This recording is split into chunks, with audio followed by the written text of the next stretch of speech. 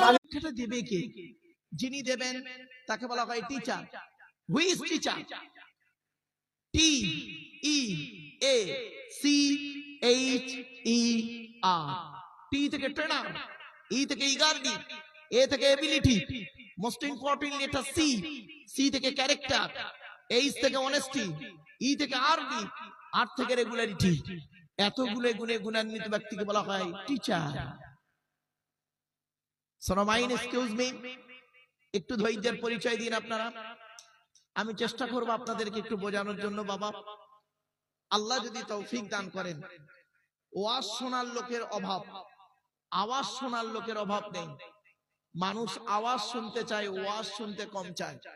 তো আমার কপালটা খুবই ভালো যে এতগুলো জ্ঞানী গুণী বুদ্ধিজীবী মানুষদের কাছে আমার মতো একজন অযোগ্য, যার কোনো ইলিম নেই, কোনো জ্ঞান নেই,